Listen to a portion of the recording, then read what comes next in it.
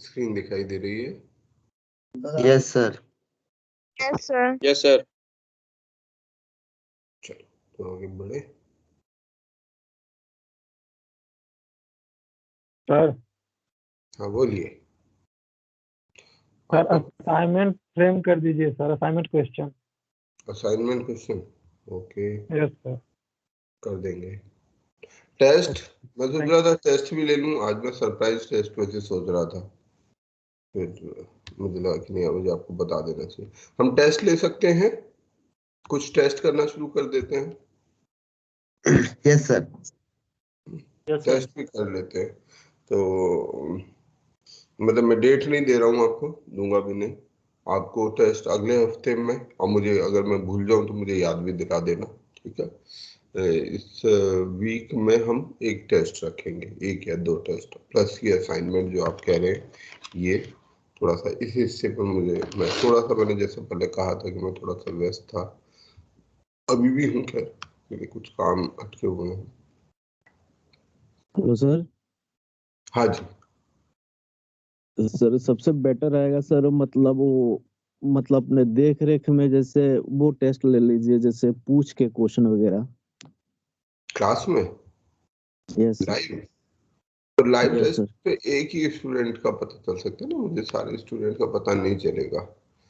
Live में sir सारे बच्चे बोलते भी नहीं सर सर ग्रुप बांट के ग्रुप वाइज हो सकता है सर। हो सकता है, but it will take more time.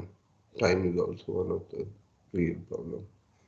अब क्या है, वो मेडिकल वाली भी कोचिंग शुरू हो जाएगी कल से। मैं तो थोड़ा उसको लेके भी था कंसर्न, क्या टाइम का कैसे करा जाएगा। लाइव में तो देखो, जैसे हमने पिछले साल किया था कि हमने कुछ ग्रुप्स बना लिए थे, जो बच्चे अच्छे मेहनत करने वाले बच्चे थे उनका ग्रुप बना दिया था। तो वो लोग अपने छोटे छोटे ग्रुप में 15-20 बच्चों के ग्रुप में ग्रुप स्टडी किया करते थे, और वो काफ़ी अच्छा रहा था। अगर आप में से कोई पुराना होगा तो बता भी देगा, तो या मैं किसी पुराने स्टूडेंट को बोल दूंगा कि वो आपको हेल्प कर देगा कि किस किस तरह से उन्होंने चीज़ें की थी। तो आप लोग अगर चाहें तो उस तरह से कर सकते हैं। छोटे ग्रुप्स रहेंगे तो आप लोग आसानी से एक दूसरे से इंटरेक्ट कर पाएंगे, जान पाएंगे एक दूसरे को, बात कर पाएंगे और सीख भी पाएंगे। तो वो काम कर सकते हैं जैसा आप लोग ठीक समझे, अगर आपको लगता है, क्योंकि वो एक अच्छी एक्टिविटी होती है। ग्रुप स्टडी हमेशा एक अच्छी एक्टिविटी होती है।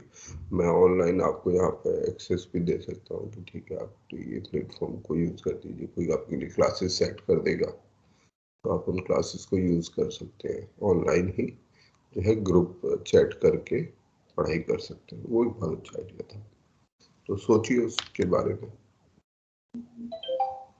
ओके तो आगे बढ़ते हैं। मुझे टेस्ट का जरूर याद दिला देना, जो मेरा काम है, क्योंकि मैं भूल गया तो मैं भूल जाता हूँ, और कोई और चीज आ जाती है तो पहली चीज भूल जाता हूँ। ओके हमने ये सब पढ़ लिया था ना, खत्म हो गया था। बाकी तो इसमें और कुछ नहीं है। कॉर्पोरेट टैक्स है। कॉर्पोरेट टैक्स क्या होता है? डायरेक्ट टैक्स, ये कोड बिल है। ट्रांसफर प्राइसिंग हमने कल चर्चा कर ली थी कि ट्रांसफर प्राइसिंग क्या होता है। एक बड़ी कंपनी होती है, बड़ी कंपनी अपने जो प्राइस को, अपनी कीमत को बढ़ा देती है और अपने पेरेंट को प्रॉफिट ट्रांसफर कर देती है, उसे कहते हैं हम ट्रांसफर प्राइसिंग। एक बार और समझाता हूँ, थोड़ा सा जटिल हो सकता है।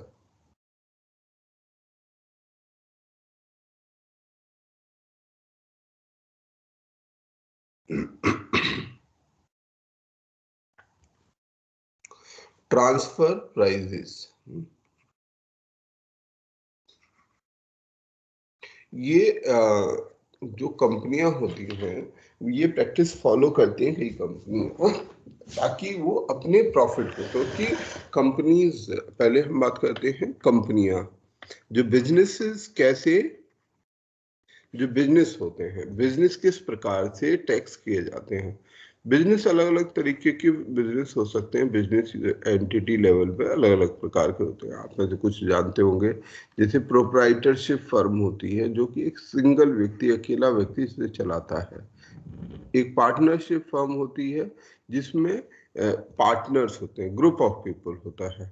देन एक प्राइवेट लिमिटेड कंपनी होती है, जो कि एक ऐसी कंपनी होती है जो एक सिलेक्टेड ग्रुप, जो एक खास तबके के लोग मिलकर अपनी एक लिमिटेड कंपनी बनाते हैं। इसकी एक लिमिटेड लायबिलिटी रहती है और एक पब्लिक लिमिटेड कंपनी होती है, या लिमिटेड कंपनी पर सिंपल बोले। सर तो प्राइवेट लिमिटेड और पब्लिक लिमिटेड में क्या डिफरेंस है? लिमिटेड और प्राइवेट लिमिटेड में, प्राइवेट लिमिटेड कंपनी में तो अगर एक्चुअल सेंस में कहोगे, प्राइवेट लिमिटेड कंपनी अपने शेयर मार्केट में नहीं बेच सकती है। इसके शेयर सीमित रहते हैं, मतलब आप अपने खास इन्वेस्टर, आप 2 लोग 4 लोग 10 लोगों को जिनको आप जानते हैं उनसे बात करके उनको इन्वेस्टर ग्रुप का प्रमोटर बना सकते हो, कंपनी का प्रमोटर डायरेक्टर बना सकते हो, शेयर होल्डर बना सकते हो। परंतु ऐसे नहीं कर सकते कि आप अपने शेयर, जिस तरह से हम कोई कंपनी शुरू कर दे, जो लिमिटेड कंपनी के पास ये अधिकार होता है कि वो अपने शेयर्स को शेयर के मार्केट में बड़े लेवल पे सेल कर सकती है। तो ये दोनों में अंतर होता है, ठीक है। तो ये हो गई लिमिटेड, प्राइवेट लिमिटेड। अब इसमें से ये कंपनियां तो मतलब बेसिकली ये बहुत छोटे मॉडल ऑफ बिजनेस होते हैं, तो इनको तो हम इग्नोर कर देते हैं। अब ये जो कंपनीज होती हैं, कंपनी जो होती है, कंपनी के ऊपर लागू होता है एक टैक्स जिसका नाम होता है कॉर्पोरेट टैक्स। उसको देना होता है कॉर्पोरेट टैक्स। एक हमने कॉर्पोरेट बनाया हुआ, एक कंपनी बनाई हुई है, उस कंपनी को टैक्स देना पड़ेगा। वो कैसे टैक्स देगी? उसे इनकम टैक्स नहीं देना होता, उसे कॉर्पोरेट टैक्स देना होता है। और बिजनेस को टैक्स होने का मतलब ये होता है कि बिजनेस को केवल प्रॉफिट पर टैक्स किया जाता है, इसके प्रॉफिट को टैक्स किया जाता है कि आपका जितना प्रॉफिट है केवल उसी पर आपको कर देना होगा। तो प्रॉफिट कितना हो, प्रॉफिट कैसे हम कैलकुलेट करते हैं, हमने कल भी चर्चा की थी।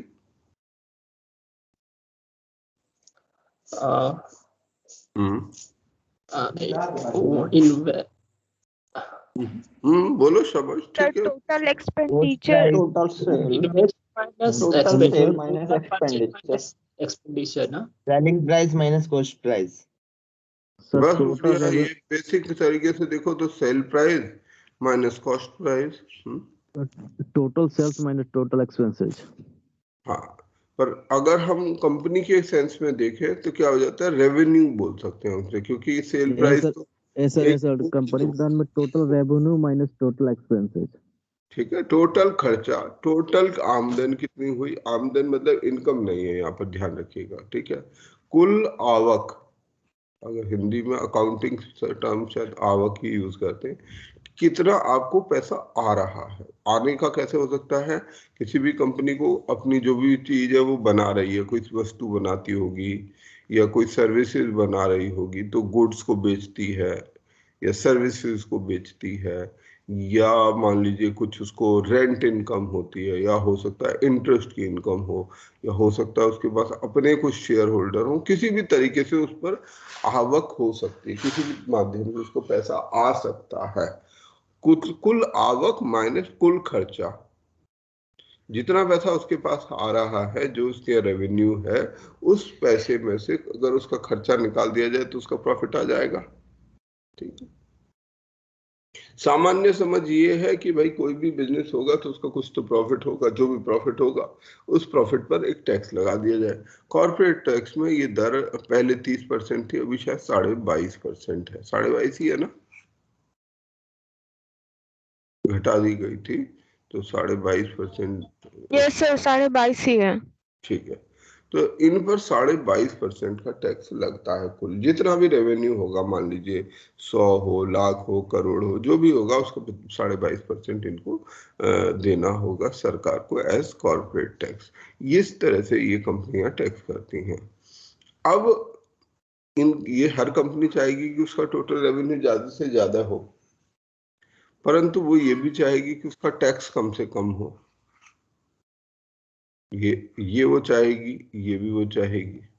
अब ये करने के लिए उसके पास एक तरीका है कि अगर वो प्रॉफिट, क्योंकि उसको प्रॉफिट पे टैक्स देना है, तो ये तो वो बढ़ाएगी, परंतु वो साथ साथ ये भी बढ़ा सकती है, अपना एक्सपेंडिचर बढ़ा दे, खर्च बढ़ा देगी। जब खर्च बढ़ जाएगा तो प्रॉफिट कम हो जाएगा, और प्रॉफिट कम हो जाएगा तो टैक्स कम हो जाएगा। ठीक है, तो हर कंपनी जो भी होती है, वो ये कल हमने बात की थी जीरो टैक्स कंपनी की, और तरह तरीके से जो तरीके अपनाए जाते हैं जाकि ताकि टैक्स ना देना पड़े, कम देना पड़े। एक और माध्यम हो सकता है, कुछ जो बहुत बड़ी मल्टीनेशनल कंपनीज होती हैं। मल्टीनेशनल कंपनी है, एक गूगल कंपनी है, गूगल अमेरिका में, फिर गूगल की ब्रांच है, गूगल इंडिया है, गूगल और तरह तरह की इसकी कंपनियां हैं। अब मान लीजिए गूगल कंपनी ये चाहती है हेलो कि सर। हाँ जी, अभी मुझे पूरा करने दो। हाँ, गूगल इंडिया, गूगल अमेरिका ने इंडिया में काम करने के लिए अपनी एक कंपनी बनाई है जिसका नाम है गूगल इंडिया। गूगल की पेरेंट कंपनी यूएसए में है, और उसने भारत के अंदर में एक कंपनी बनाई हुई है जिसका नाम है गूगल इंडिया। ये गूगल इंडिया इसके लिए काम करती है। अब ये जो गूगल अमेरिका है, ये चाहेगी भाई कि मुझे टैक्स ना देना पड़े, मेरी गूगल इंडिया को टैक्स ना देना पड़े कम से कम। इसका एक ये तरीका अपनाते हैं कि भाई रेवेन्यू तो जो इसको मान लीजिए 1 लाख रुपया, मैं सी हाइपोथेटिकल ले रहा हूँ कि हाँ 1 लाख रुपया इसको देना पड़ता है, गूगल इंडिया को यहाँ पर इनकम आती है, और मान लेते हैं इसको 70,000 रुपए का सामान, कुछ अमेरिका से कुछ सर्विसेज खरीदनी पड़ती हैं। ठीक है, उसको 70,000 रुपए का सामान खरीदना होता है, 30,000 रुपया कुल प्रॉफिट होता है जिसमें उसको 22.5% टैक्स देना होता है।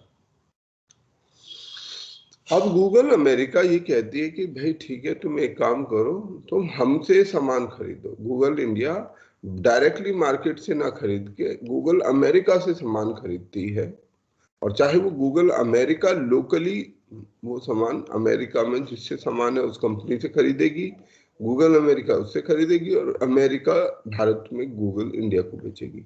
तो 70 रुपए का सामान, मान लीजिए 70,000 रुपए का सामान है, अगर ये डायरेक्टली खरीदती तो इसे 70,000 रुपए का पड़ता, 30,000 रुपया प्रॉफिट होता, और भारत में 22.5% इसके ऊपर टैक्स मिल जाता, हमें इतनी आमदनी हो जाती। पर ये थोड़ी सी चालाकी यहाँ कर लेते हैं, ये करते हैं कि ये डायरेक्टली लोकल कंपनी, क्योंकि ये तो भाई आपस में रिलेटेड है, तो ये गूगल अमेरिका कहती है कि नहीं आप मत खरीदो, हम आपको बताएंगे क्या करना है। ये बाध्य है, ये कंपनी जो है गूगल इंडिया बाध्य है गूगल अमेरिका की बात मानने के लिए। ये इनका वो स्टैंडर्ड टर्म होता है, ये सब्सिडरी कंपनी बोलते हैं इसको।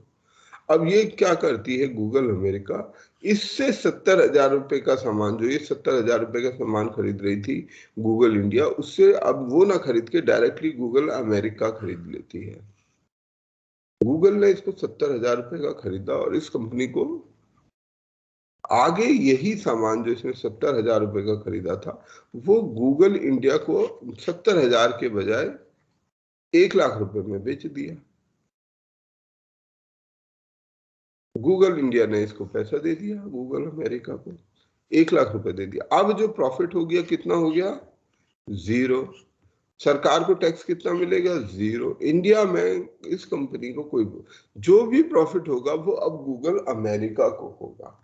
तो गूगल अमेरिका अपनी जितनी भी सब्सिडरी कंपनियां हैं इसी तरीके को डायरेक्शन दे सकती है, जिससे कि क्या होगा, इनकी जितनी सब्सिडरी कंपनी है उनको कोई प्रॉफिट नहीं होगा, और डायरेक्ट प्रॉफिट गूगल अमेरिका को हो जाएगा। ये फिनोमिना कहलाता है, ये तरीका कहलाता है ट्रांसफर प्राइसिंग।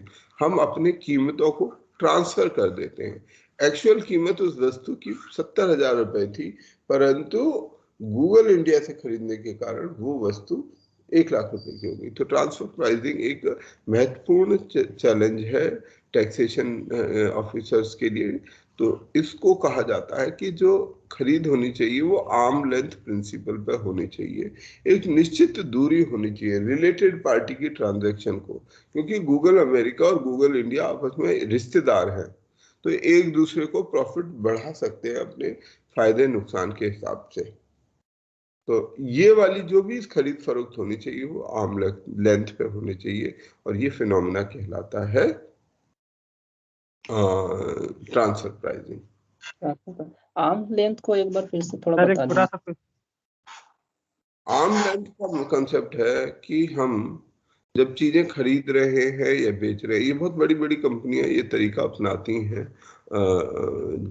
अपने उसको टैक्स को बचाने के लिए। और इनकम टैक्स विभाग का एक बहुत बड़ा डिपार्टमेंट है जो केवल इसी को एग्जामिन करता है कि कहीं ये कंपनियां आपस में इस तरीके का घालमेल तो नहीं कर रही। तो उसको डिपार्टमेंट उनका डायरेक्टर ट्रांसफर प्राइसिंग ही बोलते हैं, डायरेक्टरेट ऑफ ट्रांसफर प्राइसिंग। तो दोबारा से समझते हैं कि आर्म लेंथ प्राइस क्या होता है। कोई भी वस्तु जब हम किसी से खरीदते हैं, आप किसी से भी कोई वस्तु खरीदते हैं तो बेचने वाला अपने प्रॉफिट के लिए बेच रहा है, आप अपने फायदे के लिए खरीद रहे हैं, ठीक है। तो दोनों पक्ष अपने अपने मुनाफे और उसको खरीद लेने के लिए कर रहे हैं। हमने कुछ कपड़ा खरीदा, उस व्यक्ति ने वो कपड़ा लेट से 200 रुपए का खरीदा होगा, ठीक है। आप हम सरोजनी नगर में गए हैं, महिलाएं हैं वो अपना सूट कुर्ता कुछ भी लेती हैं, तो वो अपनी खरीद उसने 200 रुपए की खरीदी, 400 रुपए की आपको बेचेगा, 200 रुपए का प्रॉफिट आपको 200 रुपए 400 बोलेगा, बार्गेनिंग करेगा, 350 में दे देगा, 150 रुपए का मुनाफा कमाएगा, ठीक है। ये उसका मुनाफा है। अब मान लीजिए वो जो बेचने वाला है वो आपका घर का ही कोई सदस्य है, ये मुनाफा उसके पास जाएगा 150 रुपया, ठीक है, और आपको वो कपड़ा मिल जाएगा। अब मान लीजिए ये जो दुकानदार था ये आप ही का कोई रिश्तेदार था, मान लीजिए आपके घर का ही कोई सदस्य था जो वहां पर बेच रहा था, तो वो आपको कितनी भी कीमत ले सकता है ना, हो सकता है आपको फ्री में दे दे कि ले जाओ, ऐसा है कोई बात नहीं, पैसे मत देना, 0 रुपए दे देना। हो सकता है आपसे कहे कि नहीं नहीं मुझे 500 रुपए का दो, तो आप 500 भी दे देंगे, क्योंकि किसी को भी फायदा हो, आपको फायदा हो या उसको फायदा हो, फायदा घर में ही रहेगा, है ना। जब हम खासतौर में अपने ऐसी परिस्थिति, अगर आप लोग कोई भी छोटे मोटे किसी भी तरीके के व्यापार से जुड़े रहे होंगे, तो जब घर के सदस्यों से कोई सामान लिया जाता है, आपके घर की दुकान है, तो लोग कीमत भी नहीं लेते हैं, ठीक है कोई बात नहीं, पैसा घर में ही तो जा रहा है, घर का घर में ही है, नोबडी केयर्स कि हमें कितना फायदा हो रहा है। तो ये जो प्राइस होते हैं ये आर्म्स लेंथ प्राइस नहीं होते। नॉर्मली जब हम बाजार में किसी भी सामान खरीदते हैं वो ऐसा नहीं करेगा, वो आपको जितनी अपनी कीमत है वो वसूलेगा, अपना मुनाफा भी वसूलेगा, परंतु जो आपके घर का सदस्य है वो आपसे किसी भी कीमत में बेच सकता है। अब ये फिनोमिना अगर उसके लिए टैक्स बचाने का, इस फिनोमिना को टैक्स बचाने का साधन भी बनाया जा सकता है। जैसा हमने देखा कि यदि मान लीजिए वो आपका एक्सपेंडिचर बढ़ाना चाहते हैं, आपके पिताजी हैं, आपके घर का कोई सदस्य है जो वो सामान बेच रहा है, और आपके जो सरकार है वो आपसे प्रॉफिट पर टैक्स लेगी, तो आपकी जो टोटल इनकम है वो तो फिक्स है, वो तो आप नहीं घटाना चाहेंगे, परंतु आप एक चीज कर सकते हैं, अपने एक्सपेंडिचर को बढ़ा दीजिए। तो आपके घर के उस सदस्य ने जिससे आपने सूट खरीदा, आपने उसे 400 रुपया देके 800 रुपया दे दिया, क्योंकि अल्टीमेटली ये पैसा तो आपके घर में ही रहा, परंतु यहाँ 800 रुपया देने से आपका एक्सपेंडिचर बहुत बढ़ गया। जब आपका एक्सपेंडिचर बढ़ गया तो आपका प्रॉफिट घट गया, प्रॉफिट घट गया तो सरकार का टैक्स घट गया, तो सरकार को नुकसान हो गया टैक्स का, आपको फायदा हो गया कि आपने टैक्स बचा लिया, पैसा आपके घर के घर में ही रहा। वही चीज इंटरनेशनल प्राइसिंग में भी हो जाती है, जब बड़ी बड़ी कंपनियां यही काम अपने उसमें बिजनेस में कर देती हैं, पैसा जो प्रॉफिट है वो घर का घर में ही रहा। गूगल अमेरिका ने ही एक कंपनी बनाई, गूगल इंडिया, जिसमें गूगल अमेरिका का ही पैसा लगा हुआ है, जो गूगल इंडिया को जो प्रॉफिट होगा वो भी गूगल अमेरिका को जाएगा। परंतु यदि गूगल इंडिया को यहाँ पर प्रॉफिट दिखाते हैं तो क्या होगा, पहले सरकार इस पर टैक्स ले लेगी, 22.5%, 30% जितना भी टैक्स था। अब 30% ले लिया, 30% लेने के बाद 70% बच गया। इस 70% पैसे को गूगल अमेरिका भेज सकते थे भारत, परंतु अगर ये तरीका अपनाएंगे तो 100% का 100% प्रॉफिट वो अमेरिका भेज सकते हैं। ये है हमारा ट्रांसफर प्राइसिंग। अभी ठीक है? Yes sir. पूछना था कि कंफ्यूजन था, क्या कोई सब्सिडरी कंपनी अपने पेरेंट्स कंपनी से नहीं खरीद सकती क्या? खरीद सकती है, उसमें कोई पाबंदी नहीं है, उसमें कोई पाबंदी नहीं है। कोई पाबंदी नहीं। तो इसीलिए वो करते हैं ऐसा, क्योंकि इसमें खरीदने में कोई पाबंदी नहीं है। तो इसको चेक करने के लिए गवर्नमेंट ने, टैक्सेशन डिपार्टमेंट ने ये ट्रांसफर प्राइसिंग मैकेनिज्म बनाया हुआ है। सर टैक्स केवल प्रॉफिट पर लगता है या पूरे उसके इनकम पर? बिजनेस के लिए केवल प्रॉफिट पर टैक्स लगता है, आपके लिए आपके इनकम पर टैक्स लगेगा। जितने बिजनेस होते हैं वहां पर एक बेसिक सिद्धांत माना जाता है कि उनके जो प्रॉफिट होगा उस पर टैक्स लगेगा। और इसीलिए अगर आपको ध्यान हो, मैंने कुछ दिन पहले ही आपसे एक बात कही थी कि अधिकांश लोग जो बहुत पैसा रखते हैं वो लोग टैक्स नहीं देते। जितने बिजनेस होते हैं अधिकांशतः कोई टैक्स नहीं देते। ज्यादातर टैक्स मिडिल क्लास सेक्शन से या सैलरी क्लास सेक्शन से सरकार को आता है, ज्यादा टैक्स।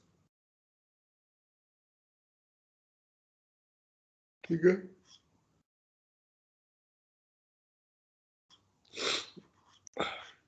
चलो अगला चैप्टर शुरू करते हैं। किसी का कुछ सवाल था? मैंने किसी को बीच में इंटरप्ट कर दिया था शायद। Hello sir. बोलो। सर कोई कंपनी है सर बिना पेरेंट्स कंपनी के बगैर वो नहीं चल सकती है? अगर नहीं, कोई जरूरी नहीं है पेरेंट कंपनी हो, पर जो बड़ी कंपनियां होती हैं जो सर जैसे हम्म। सर जैसे फेसबुक पे होता है वहाँ पे उस पे कुछ एक्शन हो गया था जिसके चलते उसको मेटावर्स अपना मेटा पेरेंट्स कंपनी लेके आना पड़ा उसको। नहीं देखो, एक चीज है, जैसे जैसे बिजनेस कॉम्प्लेक्स होता जाता है। अब मान लीजिए आपने एक छोटा सा बिजनेस किया, जैसे रिलायंस ने, धीरू भाई अंबानी ने अपनी एक कंपनी खोली रिलायंस। उसको एक बिजनेस आइडिया आया कि अगर वो पेट्रोकेमिकल की कंपनी खोलेगा, पेट्रोकेमिकल में बिजनेस करे तो बहुत फायदा है। तो उसने एक कंपनी खोल दी रिलायंस पेट्रोकेमिकल।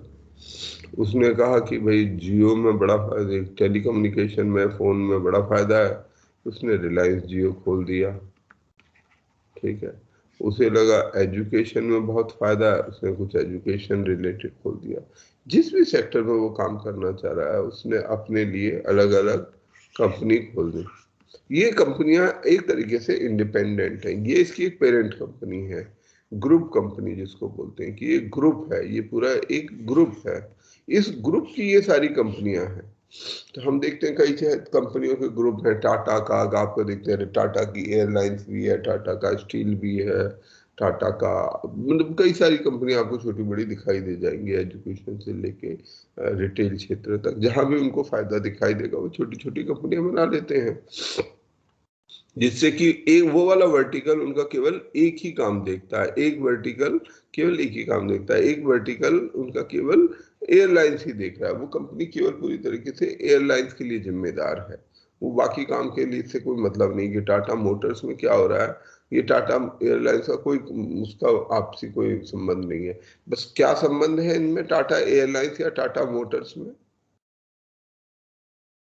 इनके पेरेंट्स सबके कंपनियां पेरेंट एक ही है, कंपनी एक है। पेरेंट एक है। तो इनका जो ग्रुप है, मतलब जो इनके इन्वेस्टर होंगे वो टाटाज होंगे, बस ये फर्क होगा। मतलब वो या उनकी कंपनियां होंगी जो उनके कॉमन लेकिन है। सर एक सर वहाँ पे न्यूज एनालिसिस वहाँ बताया गया था सर, वो वहाँ पे जो फेसबुक के वहाँ के जो मार्क जगरबर्ग है सर, उन्होंने बताया था। उन पे जब ये एक्शन हुआ वहाँ पे जो आपकी पेरेंट्स कंपनी क्या है, उसके बाद इनको लेके आना पड़ा। इनकी जो एक उसमें एक सीईओ वगैरह कुछ थी, उनसे पहले उन्होंने इस पे एक्शन लिया था जो आप तो काम कर रहे हैं लेकिन आप पेरेंट्स कंपनी नहीं है, तो फिर इन्होंने मेटावर्स को लेके आया। नहीं, ऐसा भी कुछ नहीं है कि आपके पेरेंट कंपनी नहीं हो सकता है, किसी जगह पे कोई लीगल आवश्यकता हो, वो मुझे नहीं पता। पर जो है, कहीं भी कोई भी बिजनेस होता है उसके अंदर ही बहुत कॉमन होता है जो बड़े बिजनेस है कि उनकी एक पेरेंट कंपनी होती है, फिर सर सब्सिडरी कंपनी होती है।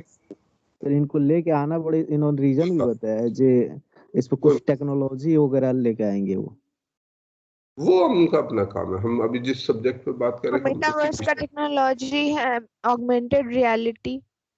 वर्चुअल। आप काइंडली सब्जेक्ट से डिफ्लेक्ट ना करें हैं।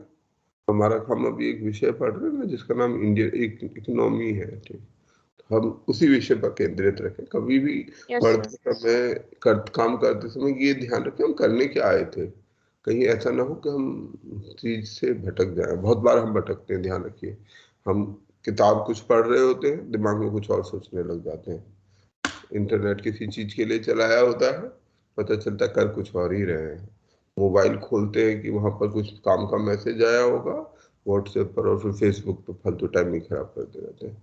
अगर ये आदत अपनी नहीं हम चेक कर पाएंगे तो हम अपने समय को, क्योंकि मैं एक चीज आप सबको बहुत जोर देकर कहना चाहूंगा कि इस दुनिया में एक ही चीज है जो बहुत ही फाइनाइट है बुरी तरह से, मतलब अगर उसे आइंस्टाइन के उससे हटा दिया जाए तो एक ही चीज है जो फिक्स है,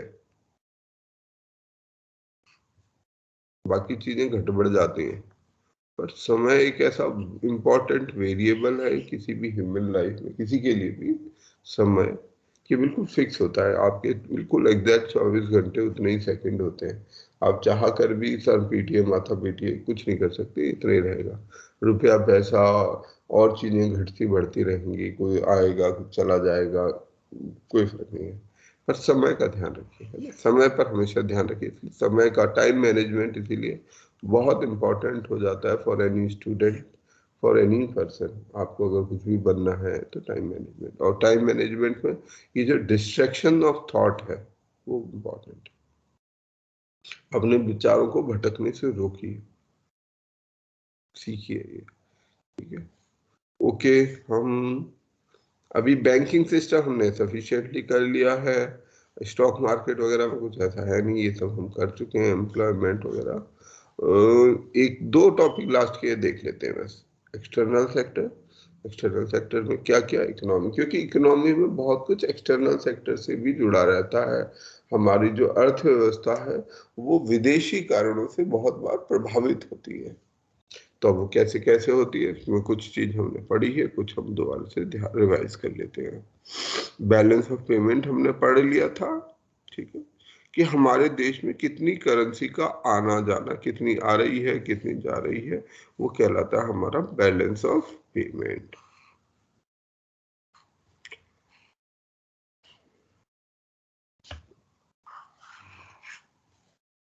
इसके दो हिस्से हो सकते हैं, balance of trade and balance of invisible.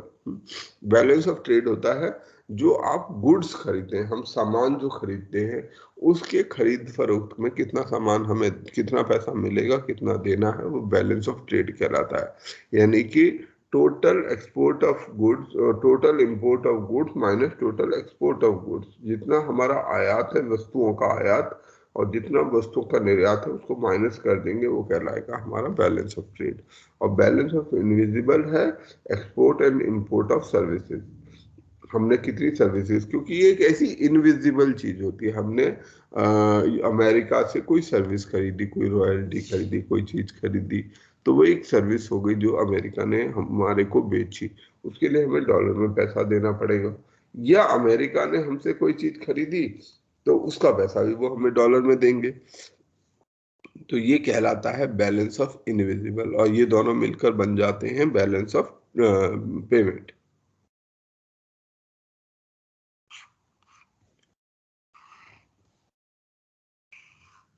जो हमारा balance of trade and balance of invisible है, ये करंट अकाउंट ट्रांजैक्शन बना था, जो इसका रिकॉर्ड है वो करंट अकाउंट ट्रांजैक्शन कहलाता है। जो इनफ्लो ऑफ फॉरेन करेंसी है और less than outflow of foreign currency रहता है, तो वो सिचुएशन करंट अकाउंट डेफिसिट की सिचुएशन बन जाती है।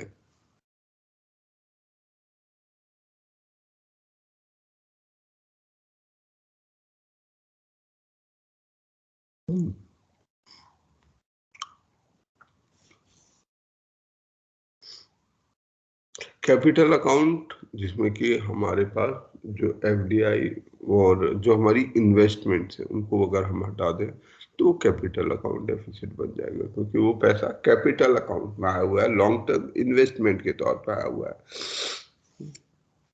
कन्वर्टिबिलिटी, इसको कैपिटल अकाउंट कन्वर्टिबिलिटी से रिलेटेड है ये, कि हमारे जो अकाउंट्स की किस लेवल की कन्वर्टेबिलिटी हम अलाउ करते हैं। एक्सटर्नल सेक्टर में कुछ हमारे जो इम्पोर्टेंट टर्म्स हैं वो है ECB, ADR, GDR, FCCB। ठीक है, ECB होता है एक्सटर्नल कॉमर्शियल बोरोइंग। हमने विदेश से, बाहर से, कहीं से कोई बोरो किया मनी, किसने किया? बिजनेस ने किया। इंडियन कंपनियों ने अगर कोई पैसा बोरो किया हुआ है तो वो कहलाएगा Indian commercial external commercial borrowing. मान लीजिए टाटा कंपनी की हम बात कर रहे हैं, वो बिजनेस लगाना चाहते हैं, उनके पास पैसे की रिक्वायरमेंट है, भारत के अंदर में कोई बैंक देने को तैयार नहीं है या किसी के पास इतनी कैपेसिटी नहीं है कि वो दे सके, तो वो बाहर किसी कंपनी से जिनके साथ उनके संबंध हो, उनसे वो पैसा उधार लेते हैं और ये कहलाता है एक्सटर्नल कॉमर्शियल बोरोइंग। और इसका लाभ ये है कि ये बोरोइंग हमें फॉरेन करेंसी में होती है, अर्थात कि हम वो पैसे को ओवरसीज मार्केट की हमारी जो पेमेंट है उसके तहत दे सकते हैं। हमने लाइबोर नाम का एक शब्द पढ़ा था। What is LIBOR? LIBOR। ये होता है, ये एक टैक्स फिक्स करता है जब हम विदेशों से वो लेते हैं, लोन लेते हैं, इसको बोलते हैं London sir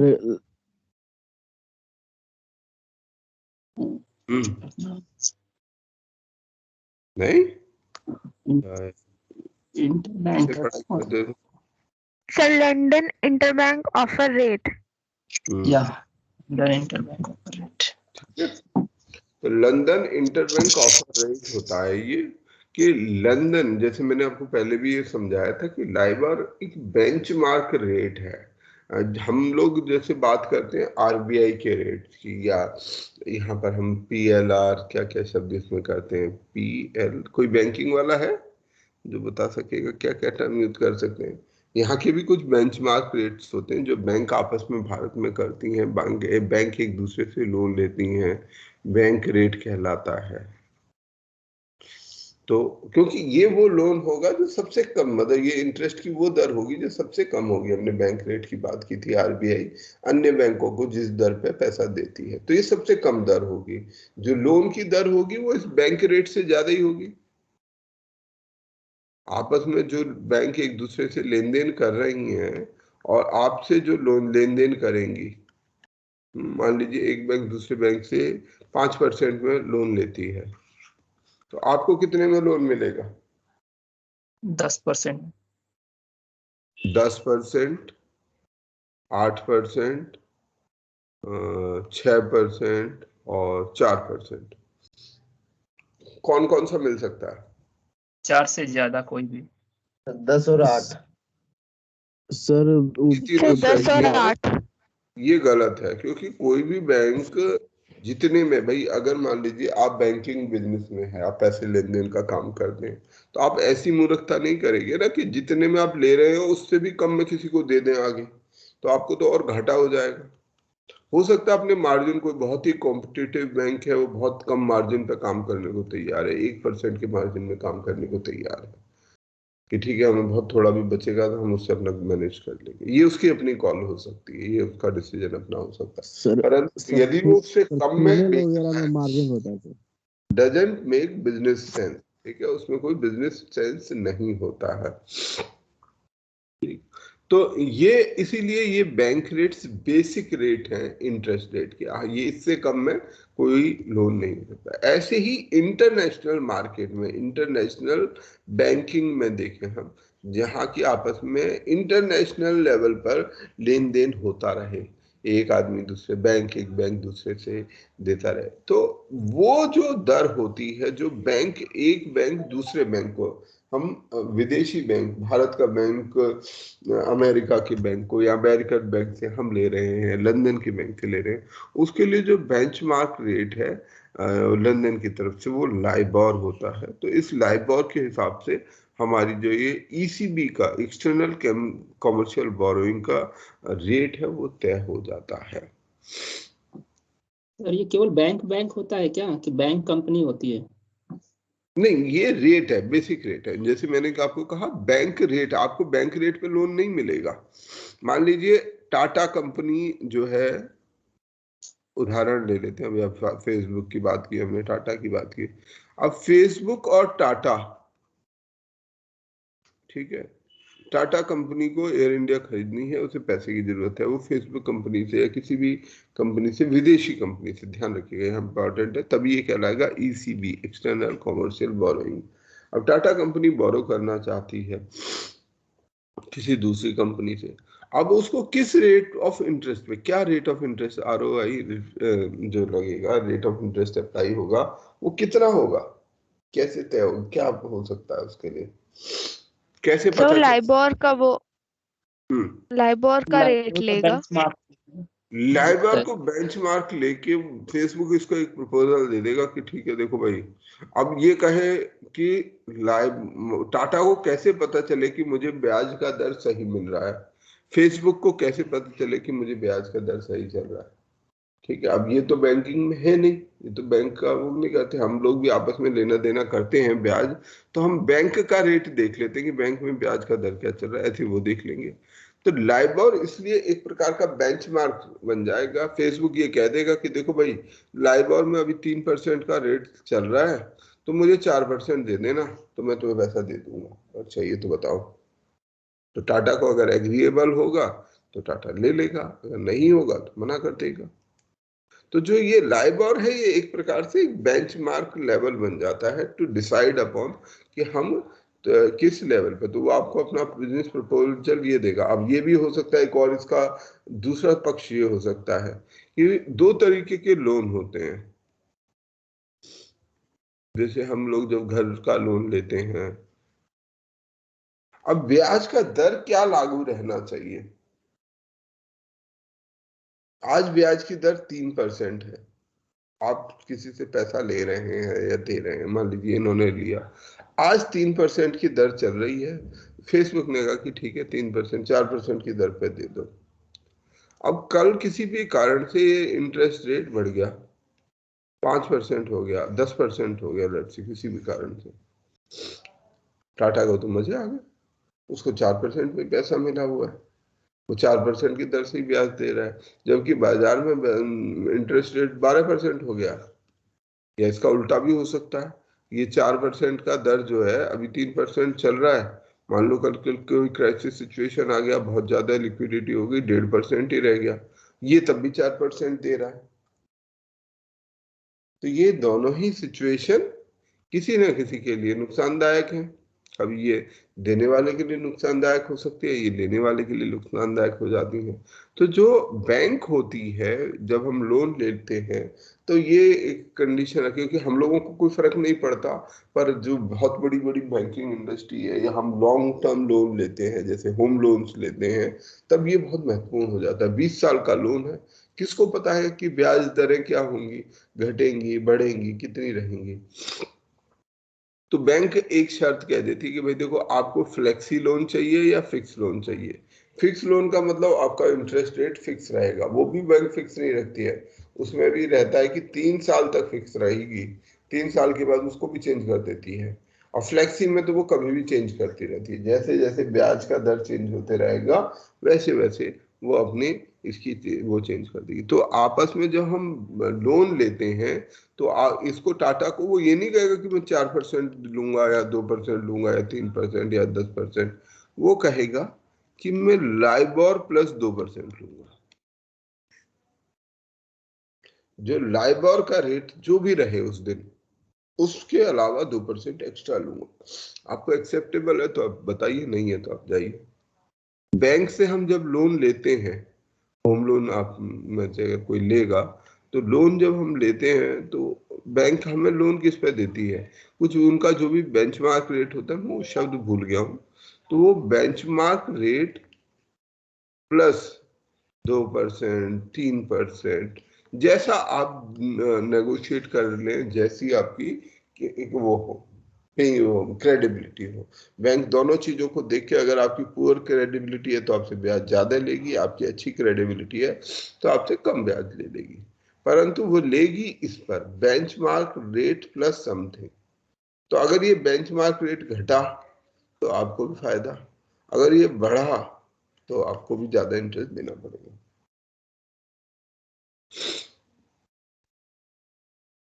American depository receipt है ना, ये भी हमने शब्द चर्चा किया हुआ था कि यदि हमारी कंपनियां, हमारी जो प्राइवेट कंपनियां हैं वो विदेशी मार्केट से शेयर का अपने लिए इन्वेस्टमेंट खरीदना चाहती हैं, इन्वेस्टर्स लेना चाहती हैं, इन्वेस्टर्स को एज शेयर होल्डर इंक्लूड करना चाहती हैं, तो वो नहीं कर सकती हैं। वो यहाँ पर आके यहाँ की स्टॉक मार्केट में या के आईपीओ में सीधा पैसा नहीं लगा सकते हैं, ये उनको हमारे कानून के अंतर्गत परमिटेड नहीं है। तो इसको करने का एक माध्यम है अमेरिकन डिपॉजिटरी रिसीट। वो शेयर तो नहीं खरीद सकते भारत की कंपनियों के, परंतु वो यहाँ पर उन कंपनियों के अंदर डिपॉजिटरी रिसीट्स ले सकते हैं। तो कंपनी का शेयर बढ़ेगा तो ये इसकी कीमत भी बढ़ेगी, अगर उसका घटेगा तो उसकी कीमत भी घटेगी, ये प्रिंसिपल। तो अमेरिका के अंदर जो भी बेचा जाता है उसे अमेरिकन डिपॉजिटरी रिसीट बोलते हैं। इसी का काउंटर पार्ट यूरोप में अगर हो, अगर यूरोप से प्राइवेट कंपनियां हमारी पैसा उगा रही हैं as a share money, share capital, तो वो कहलाता है ग्लोबल डिपॉजिटरी रिसीट। एक और ये माध्यम हो सकता है फॉरेन करेंसी कन्वर्टेबल बॉन्ड। ठीक है, ये ऊपर वाली चीज हो गई शेयर, नीचे हो गया बॉन्ड। बॉन्ड में लेने और देने वाले को दोनों को पहले तय हो जाता है, एक प्रकार का अनुबंध कर लेते हैं दोनों लोग कि हम आपसे अनुबंध कर रहे हैं कि भाई हम आप मुझे 100 रुपया दे दीजिए, मैं आपको 1 साल के बाद 120 रुपया दूंगा। ये मेरा बॉन्ड है, ठीक है, ये मेरा वचन है, अनुबंध है। तो आप मुझे ये समझिए कि 20 रुपया एज अ इंटरेस्ट आपको 1 साल के बाद दूंगा। चाहे मेरा शेयर बढ़े, चाहे मेरी कंपनी आगे बढ़े, चाहे मेरी कंपनी डूबे, कुछ जो भी हो, मुझे उसको आपसे परेशान होने की जरूरत नहीं है। मैं आपको, हो सकता है मेरे को बहुत फायदा हो जाए, हो सकता है मुझे बहुत घाटा हो जाए। शेयर में जितना उस कंपनी को फायदा होगा उतना जो है उस शेयर होल्डर को भी फायदा होगा। बॉन्ड में ऐसा नहीं होगा, अगर लॉस होगा तो इसे लॉस नहीं होगा, प्रॉफिट होगा तो इसे प्रॉफिट नहीं होगा। ये इस तरीके के, अगर वो हमारी कंपनियां विदेश से, बाहर से फॉरेन करेंसी रेज करती हैं तो वो कहलाता है foreign currency convertible bond. Foreign direct investment, हमारी जो ऐसी इन्वेस्टमेंट जो हमारे देश के अंदर सीधा पैसा लगाया जाए, बिजनेस में सीधा कैपिटल में कोई फैक्ट्री स्थापित की जाए, ऐसे पैसे को हम एफडीआई कहते हैं। ये लॉन्ग टर्म इन्वेस्टमेंट होती है जिसमें कि जो ओनरशिप और कंट्रोल इन्वेस्टर के पास रहता है, जगह हमारे यहाँ रहती है, तो पैसा उसके यहाँ लागू रहता है। दूसरा तरीका हो सकता है फॉरेन पोर्टफोलियो इन्वेस्टमेंट, कि भाई वो व्यक्ति यहाँ के, हमारे यहाँ कंपनी नहीं लगाना चाहता, बिजनेस स्थापित नहीं करना चाहता, परंतु फिर भी भारत के जो बाजार है, जो पूंजी बाजार है, कैपिटल मार्केट है, उसके अंदर निवेश करना चाहता है। उसे लगता है भारत में रिटर्न अच्छे हैं, उसको अच्छी रिटर्न मिल जाएंगे, परंतु उसके अंदर ये हिम्मत नहीं कि यहाँ पर कंपनी लगाए, कौन यहाँ झगड़ा मोल लेगा, यहाँ के लोग, उसके अपने अपने फियर हो सकते हैं। तो वो उसकी बजाय शेयर मार्केट में जाता है और उसको बोलते हैं हम पोर्टफोलियो इन्वेस्टमेंट। पोर्टफोलियो इन्वेस्टमेंट एक हॉट मनी का एग्जांपल है, क्योंकि वो शेयर होल्डर उसने खरीदे हुए स्टॉक मार्केट में, जिस दिन जिस क्षण उसे लगेगा वो अपने उसको बोल देगा कि भाई मेरे सारे शेयर बेच दो, ऑफलोड कर दो। तो जितना उसमें इन्वेस्टमेंट था वो किसी एक दिन में इकट्ठा करके गायब हो सकता है, या उससे भी कम घंटों में जा सकता है, अब बढ़ा भी सकता है और उसको कम भी कर सकता है। जबकि एफडीआई में उसको एक निश्चित प्रोसेस के तहत धीरे धीरे वो फैक्ट्री लगाएगा, जमीन खरीदेगा, कंपनी लगाएगा, लोगों को भर्ती करेगा, सामान बनाएगा, बहुत कुछ करेगा, तो वो रातों रात गायब नहीं हो सकता। तो ये दोनों में अंतर होता है, पोर्टफोलियो इन्वेस्टमेंट और सर हाँ जी सर हॉट मनी का कंसेप्ट एक बार बताइए ना। हॉट मनी होती है ऐसा पैसा जो बहुत आसानी से जा सके,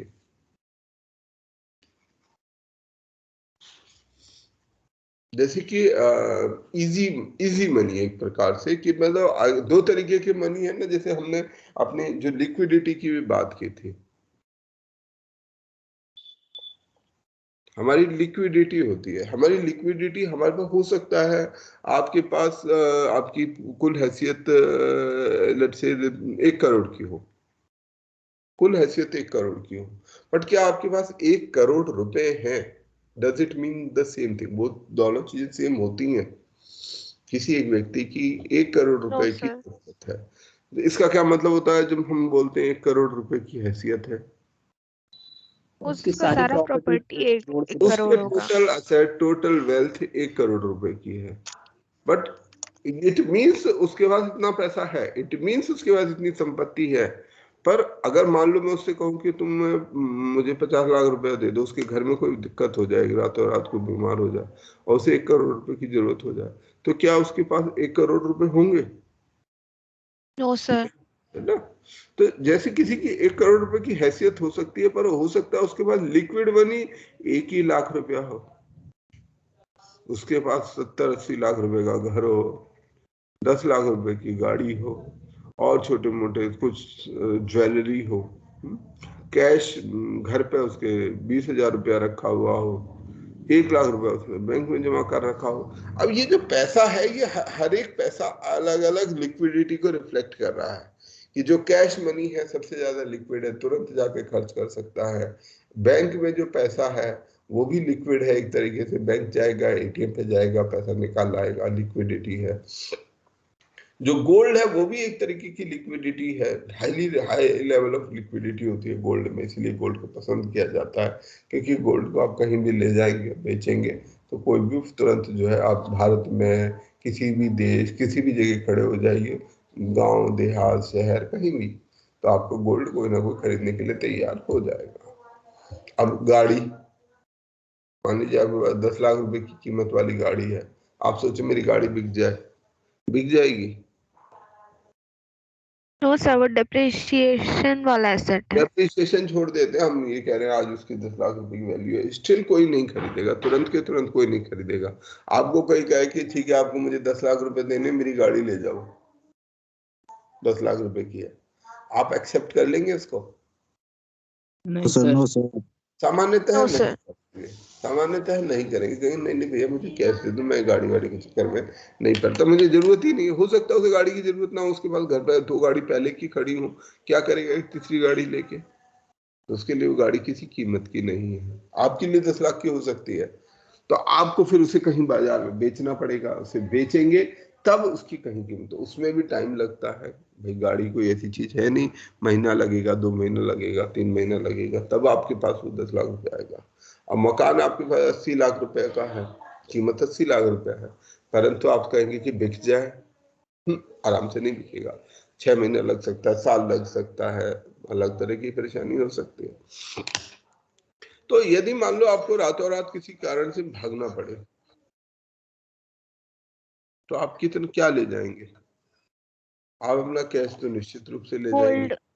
यस गोल्ड सर। ले जाएंगे, ये ले जाएंगे, बस इतना ही ले जा पाएंगे, बाकी को आपको छोड़ना पड़ेगा पीछे, 90 लाख रुपए आपके पीछे रह जाएंगे। तो आपको किसी, ऐसे ही किसी भी कारण से एफडीआई है, जो एफडीआई ये टर्म बेसिकली यूज होता है, एफडीआई जो इन्वेस्टमेंट के टर्म्स में, विदेश से जो इन्वेस्टर्स आते हैं वो हमारे देश में पैसा लगाते हैं।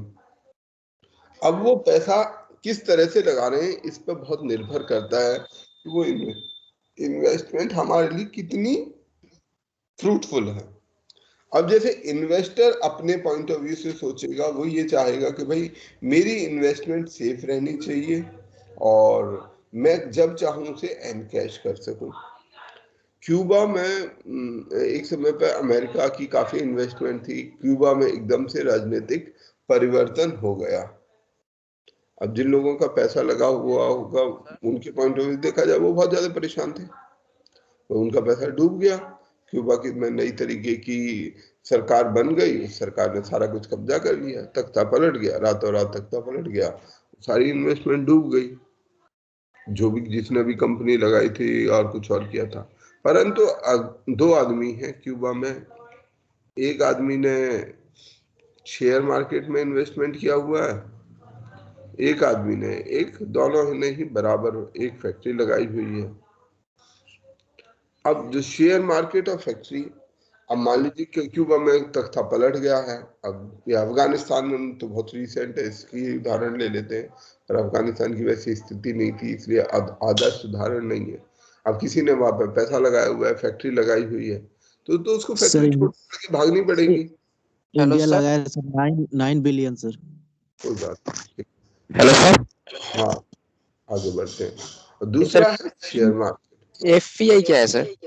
है जी, एफपीआई एफपीआई पोर्टफोलियो इन्वेस्टमेंट, अभी पढ़ा ना हमने, पोर्टफोलियो इन्वेस्टमेंट का मतलब शेयर मार्केट में इन्वेस्टमेंट। थोड़ा सा कॉन्ट्राडिक्शन नहीं हो गया फॉरेन पोर्टफोलियो और एडीआर में? एडीआर में आपने बताया कि कोई दूसरा देश की कंपनी शेयर मार्केट में शेयर खरीद ही नहीं सकती, जबकि एफपीआई में बोल रहे हैं कि शेयर खरीद सकती है दूसरे देश। सही, आपने बिल्कुल पकड़ा, बहुत अच्छी बात है, क्योंकि यहाँ पर कोई इंडिविजुअल आके इन्वेस्ट नहीं कर सकता। हमारे देश के स्टॉक मार्केट में कोई व्यक्ति आकर नहीं कर सकता, बट हमने इंस्टीट्यूशंस को अलाउ किया है। एफआईआई अलाउड है, और एफआईआई एक रूट है उनका अप्रूवल वगैरह लेना होता है, वो लेके फिर खरीद सकते हैं। इंस्टीट्यूशन खरीद सकते हैं, मान लीजिए कोई बैंक है, कोई ग्रुप ऑफ पीपल है, कुछ लोग शेयर खरीदने बेचने का ही काम करते हैं, उनको हम अलाउ करते हैं, इंडिविजुअल्स को अलाउ नहीं करते हैं। ये इसीलिए इसको ये पोर्टफोलियो इन्वेस्टमेंट में, इसलिए इंस्टीट्यूशनल इन्वेस्टर, इसको कभी कभी एफआईआई भी आपने सुना होगा। अगर आप कोई शेयर में इंटरेस्ट रखते होंगे, शेयर मार्केट में ये टर्म बहुत यूज होता है। एफआईआई ने बहुत खरीद कर लिया, इंस्टीट्यूशनल बायर्स ने खरीदा, इंस्टीट्यूशनल बायर ने बेच दिया, उससे बहुत कीमत बढ़ जाती है, किसी दिन घट जाती है। आप कभी भी समाचार सुनेंगे ना, तो वो इंस्टीट्यूशनल बायर करके बहुत बोलते रहते हैं, शब्द का इस्तेमाल करते हैं। जो इंस्टीट्यूशनल बायर का मतलब होता है ऐसे लोग जो बाहर के लोग हैं, जो एज एन इंस्टीट्यूशन बाई कर रहे हैं। एज एन इंडिविजुअल हम लोग तो शेयर खरीद सकते हैं, आप चाहेंगे आप खरीद सकते हैं, पर एक विदेशी व्यक्ति नहीं खरीद सकता। ठीक है, तो ये अंतर है। और हॉट मनी ऐसा ही पैसा होती है जिसको आप आसानी से समेट के जा सकते हो। तो जैसे ये हालात बदले, आपने अपने शेयर उठाए बेचे, शेयर मार्केट में चीजें, भाई रातों रात तो तख्ता नहीं पलटता। अब जैसे अफगानिस्तान में भी आप लोगों ने देखा किस तरह से, तो कुछ समय तो मिला, 15 दिन मिले, 20 दिन मिले।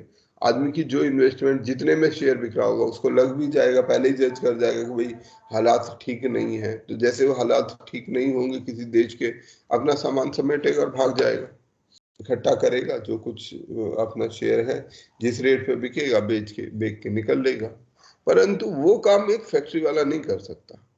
और किसी ने अफगानिस्तान में फैक्ट्री लगाई होती तो वो थोड़ी भाग जाएगा, वो इतनी जल्दी कोई उसकी फैक्ट्री बिकेगी नहीं, तो वो उसका इन्वेस्टमेंट। तो ये इस पॉइंट ऑफ व्यू से इसको हॉट मनी कहा जाता है।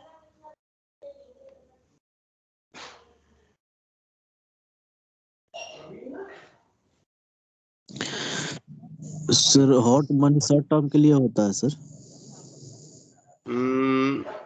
मे बी उसे आप कह सकते हो, उस तरीके से देख सकते हो हॉट मनी। हाँ, हॉट मनी शॉर्ट टर्म के लिए ही होता है, क्योंकि वो शेयर मार्केट में ना, वो तो फ्लोइंग इन्वेस्टमेंट है, फिक्स इन्वेस्टमेंट नहीं है। ठीक है, अच्छा, फॉरेक्स रिजर्व, हमें फॉरेक्स रिजर्व का आइडिया है कि foreign currency, foreign exchange reserves होते हैं हमारे पास। किस किस तरीके के रिजर्व हमारे पास हो सकते हैं, किस किस तरीके का पैसा हो सकता है। फॉरेन करेंसी असेट हो सकते हैं, गोल्ड रिजर्व हो सकते हैं, IMF contribution in form of SDR हो सकते हैं, contribution under financial transaction plan हो सकता है। ये कुछ माध्यम हो सकते हैं जिस माध्यम से जो है ये पैसे का इन्वेस्टमेंट हो सकता है। जैसे foreign currency asset, gold reserve, आपने गोल्ड रिजर्व में पैसा लगाया, आईएमएफ में एसडीआर के फॉर्म में, स्पेशल ड्राइंग राइट्स के फॉर्म में कंट्रीब्यूशन किया। तो ये सब हमारे देश के अपने रिजर्व्स हो सकते हैं कि हमारे पास फॉरेन करेंसी इतनी मात्रा में उपलब्ध है। एप्रिसिएशन डेप्रिसिएशन तो आपको पता है कि किसी फॉरेन करेंसी के कंपैरिजन में कोई करेंसी बढ़ सकती है, कोई घट सकती है, तो डेप्रिसिएशन पर एप्रिसिएशन हो गया। डीवैल्यूएशन और डेप्रिसिएशन में क्या अंतर है? डेप्रिसिएशन ऑटोमेटिक मार्केट फोर्सेस के द्वारा होगा, डीवैल्यूएशन सरकार अपने तरफ से अपनी जो कीमत है उसको खुद गिरा देती है, उसकी कीमत को कम कर देती है, क्योंकि ऐसे में जो सरकार होती है, आरबीआई, डिवैल्यूएशन ऑफ करेंसीज होता है ना सर? हाँ, डीवैल्यूएशन। तो इस जैसे चाइना है, चाइना की बैंक अपनी करेंसी का रेट कम कर देती है इन कंपैरिजन टू डॉलर। भारत में भी ये सिस्टम था कि भारत में भी हम डॉलर और रुपए की कीमत को फिक्स कर देते, आरबीआई इसको अनाउंस करती थी। फिर बाद में इसको हटा दिया गया इस सिस्टम को, ये जो सिस्टम था, और उसको मार्केट फोर्सेस पे छोड़ दिया। डीवैल्यूएशन करने से पर देशों को फायदा ये होता है कि उनका जो एक्सपोर्ट है वो थोड़ा सस्ता हो जाता है, कम कीमत में वो एक्सपोर्ट कर सकते हैं। जैसे कि हमने कोई सामान बनाया है और वो सामान हम बेच रहे हैं, अब वो सामान मान लीजिए भारत में 200 रुपए का उसकी कीमत है या 1000 रुपए की उसकी कीमत है, 1000 रुपए इसकी कीमत है, हमें ये सामान विदेश में बेचना है। अब हम अगर मान लीजिए 100 रुपए का कन्वर्जन रेट है, आज मान लीजिए 50 रुपए का कन्वर्जन रेट है, $1 की कीमत 50 रुपया है, तो इस वस्तु की कीमत कितने डॉलर हो जाएगी? कितने डॉलर हो गया बोलिए? $1 की कीमत 50 रुपया है, तो वस्तु की कीमत कितने डॉलर की हो गई? 220। सर। ठीक है, ये $20 की 20। इसकी कीमत हो गई। अब मान लीजिए सरकार के पास ये अधिकार है, सरकार इसे कंट्रोल करती है, उसने कहा कि नहीं, कल से $1 100 रुपए का होगा, डिवैल्यूएशन कर लिया हमने अपनी करेंसी का। अब इस वस्तु की कीमत कितनी हो गई? 10। अब जो वस्तु है इंटरनेशनल मार्केट में, भाई इकोनॉमिक क्राइसिस जो होता है सर, इकोनॉमी जो क्राइसिस, वही डेवल्यूएशन ऑफ रूपी होता है ना सर? बिल्कुल नहीं जी, आप तुम वियर्ड थॉट कहां से लाते हो इतने सारे? तो हमारे पास जो 20 रुपए की चीज है, अब हमारी जो इंटरनेशनल मार्केट में हमारा जो व्यक्ति है जो एक्सपोर्ट करता है, वो उसी सामान को 10 रुपए की बेच पाएगा। जब वो 10 रुपए की बेचेगा तो एक्सपोर्ट मार्केट में जहां पर उसके सामान जा रहा है वहां पर उसकी कीमत कम आ जाएगी। वो 10 की बेच रहा है, हर कोई कहेगा भाई यहाँ से खरीद लो, ये 10 रुपए में बेच रहा है, हर जगह से उसको ऑर्डर मिलने लग जाएंगे और उसका टोटल एक्सपोर्ट बढ़ जाएगा, और जब टोटल एक्सपोर्ट बढ़ेगा तो हमें ज्यादा पैसा आएगा, ज्यादा मुद्रा मिलेगी। इस लॉजिक से हम एक्सपोर्ट के जो डॉलर की कीमत है उसको डीवैल्यू करते हैं। चाइना ये काम लगातार करता है, जिसके लिए उसका काफी क्रिटिसिज्म यूएसए करता रहता है, क्योंकि उससे उसकी इकोनॉमी को नुकसान होता है, उससे वहां की उसकी अपनी इकोनॉमी को नुकसान होता है कि वहां की अपनी उसकी चीजें अनवायबल रह जाती हैं। अच्छा, ये जैसे ये कोई देश है अपना डिवैल्यूएशन कर रहा है तो किस आधार पे करता है? जैसे क्योंकि वो तो मार्केट मिलाएगा ना, दूसरा देश का मिलाएगा ना कि हाँ इतना ये रुपीस की तुलना में इसका ये डॉलर चल रहा है, तो ये अपने आप से वो नहीं, देखो वो अपने से तय कर देता है, वो कर सकता है, करने में कोई दिक्कत नहीं है। कोई भी देश तय कर सकता है कि भाई हम $1 के बदले में कितने रुपए लेंगे। अब ये खरीदने बेचने वालों के ऊपर है कि वो डॉलर आपको कितना देना चाहते हैं। अब मान लीजिए आपकी चीजें सस्ती हैं, जब वस्तुएं सस्ती होंगी तो लोग आपका सामान खरीदना चाहेंगे, आपके यहाँ डॉलर ज्यादा आएगा, ठीक है। और अगर आपके यहाँ की वस्तुएं महंगी हैं तो आपके आपके आपके ज्यादा डॉलर में पड़ेंगे, आपसे कोई सामान खरीदेगा नहीं तो आपके पास डॉलर कम आएगा। तो आप उस फॉरेन एक्सचेंज के फ्लो को बनाने के लिए अपनी कीमतों को घटा या बढ़ा सकते हैं। आप वो कॉल ले लेते हैं, भाई ठीक है, अगर किसी को नई जरूरत है मत खरीदे, नहीं खरीदे, मार्केट ड्रिवन उस पर ना छोड़ के हम अपने से इसको तय कर देते हैं। Okay, yes. चलो, एक्सटर्नल सेक्टर में ये हमने बात किया था most favoured nation. Most favoured nation क्या होता है? What is most favoured nation? Sir ऐसा सर यहाँ नेशन, पे किसी भी नेशन से वो भेदभाव ना करना ना।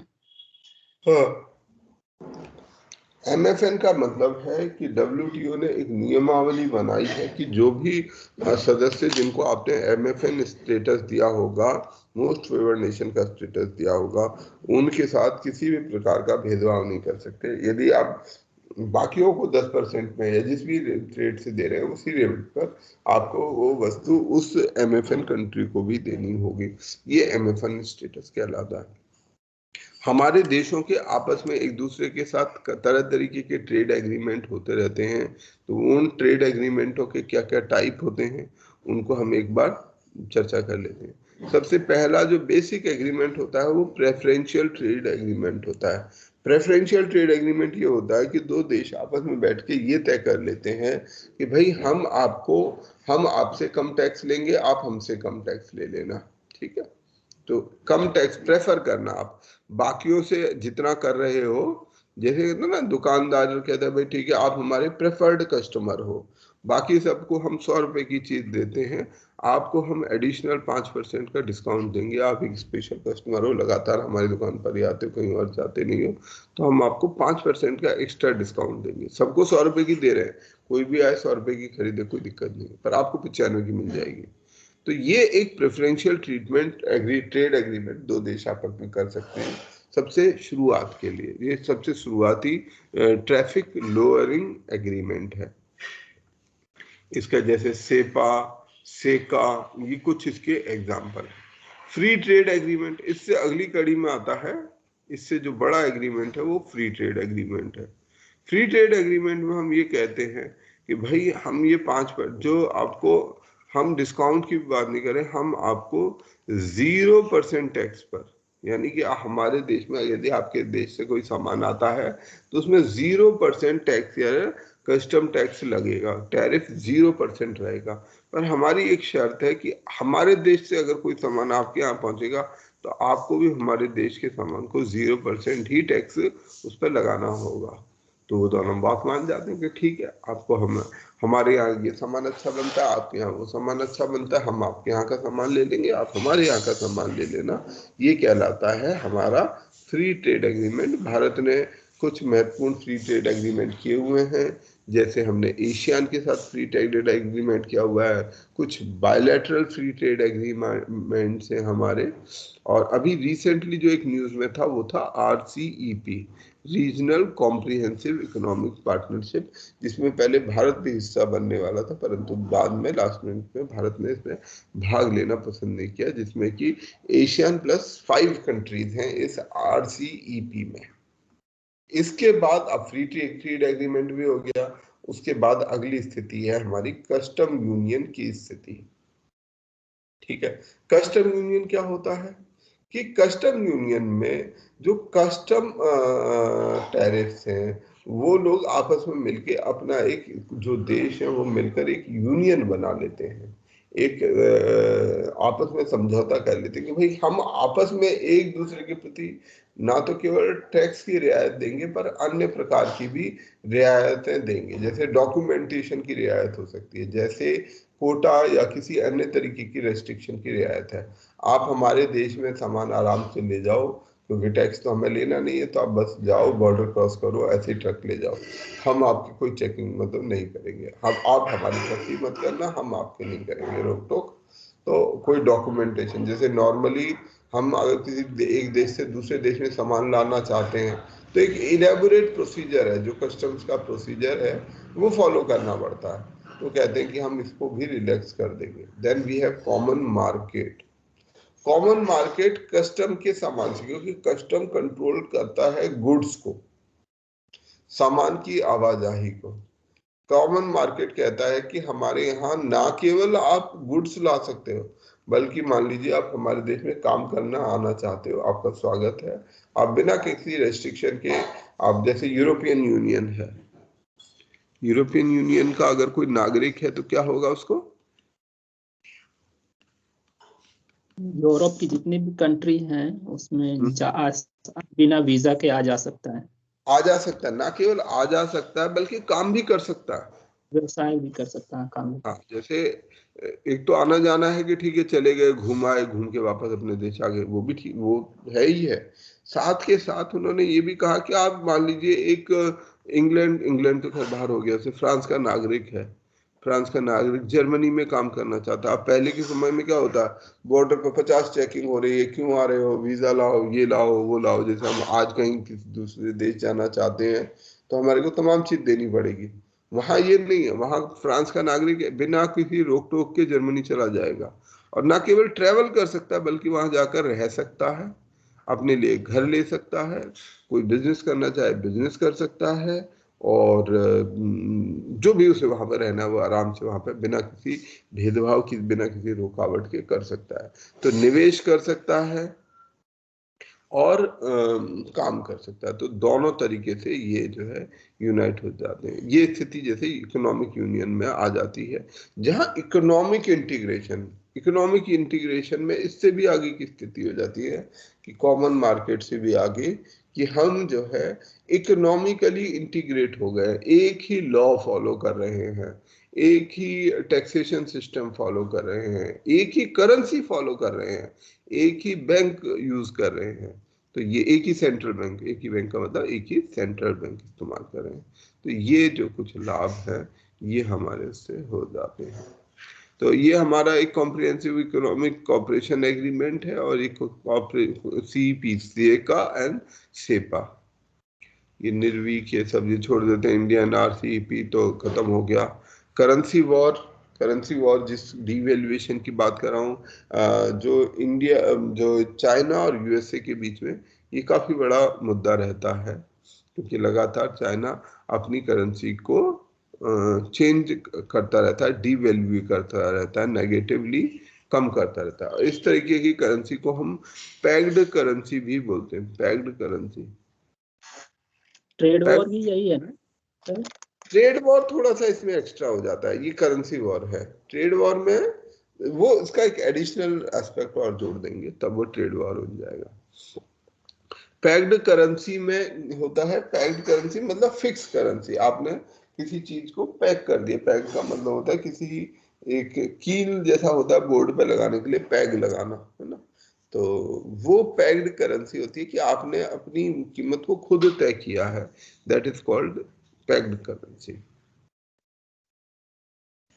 वर्ल्ड कस्टम ऑर्गेनाइजेशन, हमने इसकी बात की थी कि वर्ल्ड कस्टम ऑर्गेनाइजेशन, अच्छा इसकी बात नहीं की थी, WTO की बात की थी। दुनिया भर के देशों में जो भी कस्टम का काम हो रहा है उनको निर्धारित करने के लिए एक अंतर्राष्ट्रीय कस्टम्स ऑर्गेनाइजेशन भी है, जो वर्ल्ड कस्टम ऑर्गेनाइजेशन कहलाती है। ब्रसेल्स में इसका हेडक्वार्टर है, 180 सदस्य देश हैं। उद्देश्य है कि कस्टम रिलेटेड कामों को बिना किसी बाधा के किया जा सके।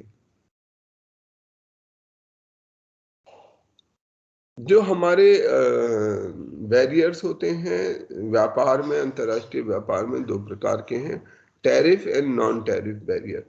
टैरिफ बैरियर टैक्स बैरियर होते हैं, non tariff barrier tax barrier नहीं होते। उसके अलावा जो बैरियर होते हैं जैसे कोटा सिस्टम, अदर रिस्ट्रिक्शंस, हम कोई सामान भेजना चाहते हैं और उन्होंने कहा कि नहीं नहीं, हाँ हमारे देश में आप ये सामान इतना ही ला सकते हैं, या इसमें ये क्राइटेरिया फुलफिल करना चाहिए, तो ऐसे कुछ नॉन टैरिफ बैरियर भी होते हैं। नॉन टैरिफ बैरियर समझे आप? पहले तो बताइए टैरिफ बैरियर समझे? Yes sir. Yes sir. कोई ऐसा समझ आया हो? टैरिफ बैरियर मतलब अगर हम किसी भी देश से संबंध कैसे रखना चाहते हैं वो हम टैरिफ बैरियर के जरिए से निर्धारित कर सकते हैं। कोई आदमी हमें बहुत पसंद है तो हम उससे कोई टैक्स नहीं लेंगे, कोई आदमी हमें नहीं पसंद है हम उससे बहुत टैक्स ले लेंगे, क्योंकि हम उससे व्यापार नहीं करना चाहते। जैसे पाकिस्तान के साथ हमने किया, हमने उसके लिए 200% टैक्स लगा दिया कि भाई हम आपसे व्यापार नहीं करना चाहते, as a mark of our anger. हम जो है इसको कहना चाहते हैं कि भाई हम आपसे बात नहीं करना चाहते। तो ये हो गया टैरिफ बैरियर। कभी कभी ये बैरियर सब अकेले काम नहीं करते, सर नॉन सर काटसा भी एक तरह का बैरियर है ना? काटसा की फुल फॉर्म बोलो। एक सेकेंड सर, नहीं याद है, लेकिन काटसा सर यूएसए लगाती है। एक बार चेक करके बता देना, फिर तभी बता पाऊंगा। ठीक है। नाम फुल एब्रीविएशन बता देना, मुझे भी अभी करेक्ट नहीं कर पा रहा हूँ, याद है मुझे तब। तो नॉन टैरिफ बैरियर होता है कि जब कोई देश आपके सामान पर टैक्स का प्रतिबंध नहीं लगा रहा, परंतु अदर देन टैक्स कोई दूसरा प्रतिबंध लगा रहा है, जैसे क्वालिटी का प्रतिबंध लगा। काटसा का फुल होता है Canadian air transport security authority sir. नहीं सर, उसका होता है countering America's adversaries through sanctions act. हाँ ये है, ये इसने एक विशेष प्रावधान विशेष रूप से चाइना को ध्यान में रखते हुए बनाया था।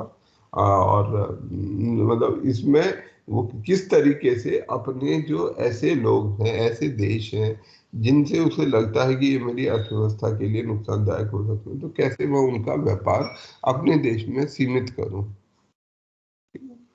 तो वो ये एक नॉन टैरिफ बैरियर की कैटेगरी में आ सकता है। इवन अदरवाइज भी क्वालिटी बैरियर्स भी हो सकते हैं, जैसे हमने क्वालिटी बैरियर लगा दिया कि हमारे जैसे भारत को ये बहुत कई बार सामना करना पड़ता है कि हम अमेरिका कोई सामान भेजते हैं, हमारे एक्सपोर्टर उनको उनका सामान वो एक्सेप्ट नहीं करते हैं। वो कहते हैं कि इसकी क्वालिटी स्टैंडर्ड सही नहीं है, हम ये क्वालिटी स्टैंडर्ड फॉलो करते हैं और इस क्वालिटी स्टैंडर्ड में ये फिट नहीं होता है। तो अब ऐसे में क्या होगा, अगर क्वालिटी में हमारा सामान फेल हो जाएगा तो हम सामान को एक्सपोर्ट नहीं कर पाएंगे। इस तरीके के बैरियर कहलाते हैं नॉन टैरिफ बैरियर।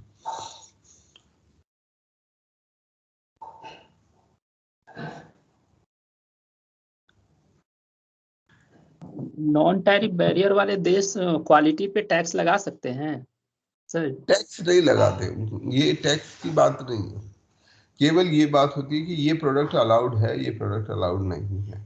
आपका प्रोडक्ट हमारे जो क्वालिटी पैरामीटर्स हैं उनको फुलफिल नहीं कर रहा, इस कारण हम आपके प्रोडक्ट को एक्सेप्ट नहीं कर सकते, आप इसे यहाँ से ले जाओ। अच्छा, क्वालिटी को जैसे आपका कोई सामान आपने बनाया, उन्होंने अपने क्वालिटी मानक निर्धारित किए हुए हैं। इलेक्ट्रॉनिक्स का कोई सामान आपने कंप्यूटर या कुछ भी चीज मोबाइल बना दिया, अब वो मोबाइल कोई तरीके का खतरा हो सकता है, उसकी बैटरी खराब क्वालिटी की हो सकता है वो रेडिएशन देता हो, पता नहीं किस किस तरीके के खतरे। तो उनके लिए मोबाइल के लिए एक मानक, सर तो वो मानक के अनुरूप आपका मोबाइल है या नहीं है। अगर वो उसके अनुरूप है तब तो वो अलाउ करेंगे, पर अगर वो मानकों के अनुरूप नहीं है तो मना कर देंगे कि उसे ले जाओ। कई बार ये जटिल सर हो वो सकता सर वो वीड्स वगैरह जो आ जाता है वो भी इसमें है, वो इंक्लूडेड होगा क्या? इंक्लूड हो जाएगा। उसके लिए एक ट्रीटी है, बाकायदा एक संधि है। पर हाँ, उस वो भी एक क्राइटेरिया है, एक कारण है जिसमें हम उसका प्रतिरोध करते हैं कि भाई कई बार हमारे, क्योंकि भारत के लिए वो बहुत महत्वपूर्ण हो जाता है प्लांट क्वारंटीन, क्योंकि हमारे सारे हम लोग रॉ मटेरियल ही भेजते हैं। भारत से ज्यादातर क्या जाता है, सब्जियां, अनाज, ऐसी चीजें जाती हैं। अब चावल जाता है, अब ये सामान जब जाता है तो इसमें कोई ऐसा सामान चला जाए, इस प्लांट क्वारंटीन वाले कानून के अनुसार यदि वो एक्शन लेते हैं तो हमें बड़ा धक्का लगता है, क्योंकि हम तो रॉ मटेरियल सप्लायर हैं। अब वो भी नहीं, कृषि के सामान भी नहीं भेज पाएंगे तो हम एक्सपोर्ट करेंगे क्या, हम कोई और ऐसी चीज तो ज्यादा बना नहीं पा रहे। तो ऐसे में ये हमारे लिए एक खतरा हो जाता है। तो इसी तरीके के इश्यूज हमारे उन देशों के साथ रहते हैं, जैसे सोलर एनर्जी सेल को लेके कुछ कुछ इशू हुआ था, ये एक दो साल पहले की बात है। अच्छा, ये तो WTO हमने पहले बात कर लिया। फॉरेन सॉवरिन बॉन्ड, ठीक है, फॉरेन सॉवरिन बॉन्ड वही जिस तरह से अगर गवर्नमेंट लेना चाहे, विदेश की बाजार से पैसा इकट्ठा करना चाहती है तो सरकार कुछ अपने सॉवरिन बॉन्ड का मतलब हुआ ऐसे बॉन्ड जिनके पीछे सॉवरिन गारंटी है, सरकार की गारंटी है। जैसे हमने ऊपर भी एक बॉन्ड पढ़े थे, पर वो बॉन्ड सॉवरेन बॉन्ड नहीं थे, सरकार द्वारा वो नहीं थे, टाटा कंपनी ने बॉन्ड इशू किए हैं। अब हो सकता है टाटा कंपनी किसी भी कारण से डूब जाए, अच्छा ना करे, तो हम मतलब वो बॉन्ड ऑब्वियसली ज्यादा रिस्की होंगे। मान लीजिए मैं आपको एक बॉन्ड पेपर पे कुछ लिख कर देता हूँ कि ठीक है मैं आपके इसका को एक बॉन्ड लिख देता हूँ, और एक मान लीजिए रिजर्व बैंक ऑफ इंडिया या भारत सरकार वही बॉन्ड लिख के दे, तो निश्चित रूप से मेरे बॉन्ड की कोई विशेष अहमियत नहीं होगी, क्योंकि पता नहीं मैं कैसे कब तक रहूं या मेरी कब तक क्या आर्थिक स्थिति हो, मैं अपने आप को कभी भी दिवालिया घोषित कर सकता हूँ। पर सरकार तो सामान्यतः अपने को दिवालिया घोषित करेगी नहीं। तो ऐसे में फॉरेन सॉवरेन बॉन्ड के जरिए से गवर्नमेंट जो है अपने लिए पैसा इकट्ठा कर सकती है। सर तो यहाँ पर भी तो पॉलिटिकल स्टेबिलिटी का जरूरी है ना। मतलब सर गवर्नमेंट जब तक स्टेबल नहीं रहेगी तब तक वो फॉरेन सॉवरेन बॉन्ड नहीं ले सकती है कोई भी कंट्री। दोनों में ऐसा तो ये तो है ही कि निश्चित रूप से पॉलिटिकल स्टेबिलिटी रहनी चाहिए, परंतु पॉलिटिकल स्टेबिलिटी इतनी भी कमजोर नहीं है ना। दूसरा देश है, अब जैसे अफगानिस्तान में तालिबान अपने सॉवरेन बॉन्ड इशू करेगी तो आप थोड़े लोगे उसको, आपको पता है कि वो ये एक अनस्टेबल गवर्नमेंट है। पर भारत में तो एक स्टेबल गवर्नमेंट है, पिछले 70 साल से जब से देश आजाद हुआ है। एक परंपरागत, ठीक है हम लोग आपस में यहाँ लड़ते रहते हैं वो अलग बात है, परंतु जो भी सरकार आती है वो अपने जितने भी अनुबंध हैं, जो जो उसने के प्रीवियस गवर्नमेंट ने भी अगर कोई कमिटमेंट किया था तो उसको पूरा करती है। Yes sir. ऐसा कुछ दे उसमें हो सकता है स्थिति में।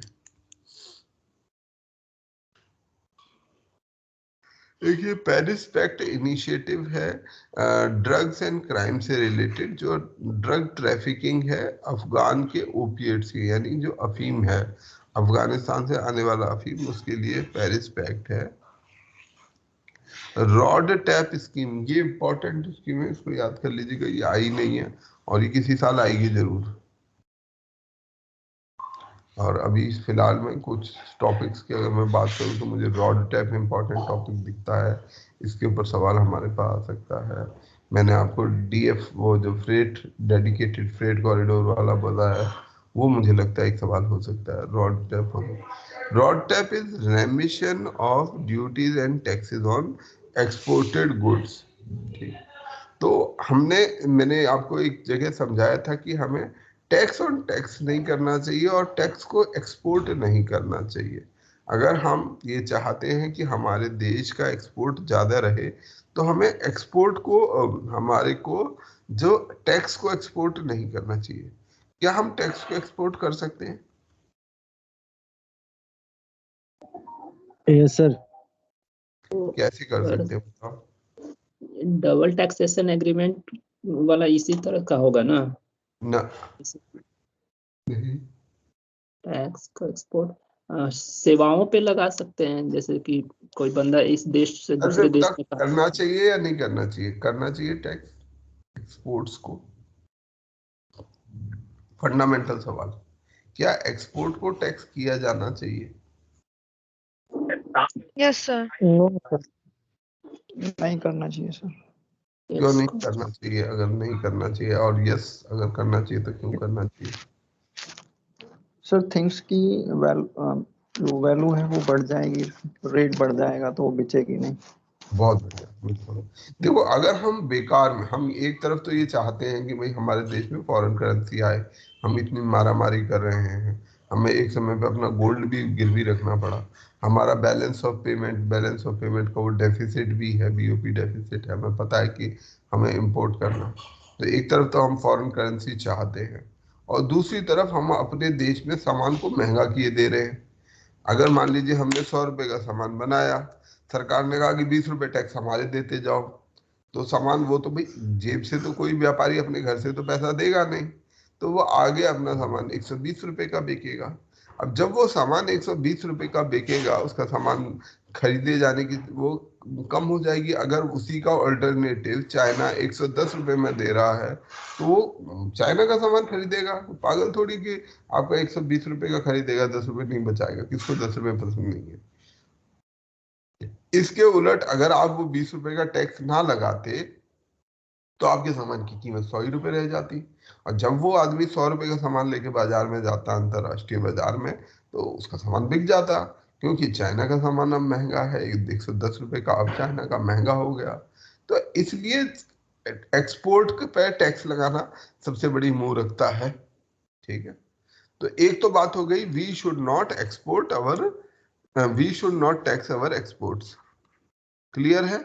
No tax on exports. दूसरी यस चीज, sir. No export of tax. अब इसका क्या मतलब हुआ? मुझे कोई बता देगा तो I will be really really happy. No export of tax, ये एक्सपोर्ट ऑफ टैक्स कैसे हो सकता है? वस्तुओं को तो एक्सपोर्ट हो सकता है, पर ये एक्सपोर्ट ऑफ टैक्स कैसे हो सकता है?